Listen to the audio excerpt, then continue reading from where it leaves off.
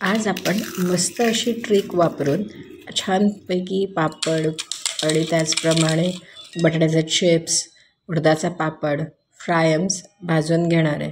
मी मीठ गरम करून घेतलं आहे आणि या मिठाला आपण 5 ते 7 मिनटं छान कढईमध्ये गरम होऊ द्यायचं आणि चांगलं गरम झाल्यावर मग आपण यामध्ये एक एक पापड, फ्रायम तुम्हाला जे आवडत असेल ते सगळं घालायचं. मी पहिले बटाट्याचे पापड यामध्ये घातले आहे आणि पहा ते छान असे मस्त असे खरपूस कुरकुरीत झालेले आहेत.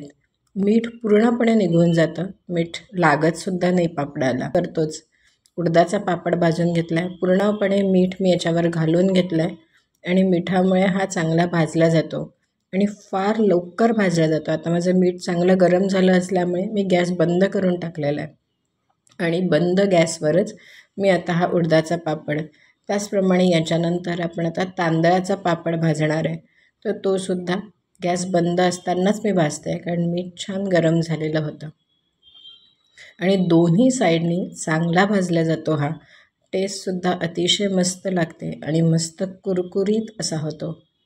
तुम्हाला जर माझ्या या रेसिपीज आवडल्या तर चॅनलला शेअर करा, सबस्क्राईब करा आणि मस्त अशा नवीन नवीन रेसिपीज पाहत राहा. फटफट हलवल्यामुळे ते लागलेले नाही आहे, जळलेले नाही आहे. आता मात्र मी मिक्स घातलं आहे बटाट्याचे आणि पापड आणि चिप्स दोन्ही एकत्र घालून घेतले आहे आणि त्यांना हलवते. सतत हलवणं गरजेचं आहे, नाहीतर ते जळू शकतात. आणि अशा पद्धतीने आपलं रेडी झालेलं आहे. कधीकधी हा पण ऑप्शन मस्त वाटतो, नेहमी तळण्यापेक्षा भाजण्यापेक्षा ही पण एक पद्धत आहे.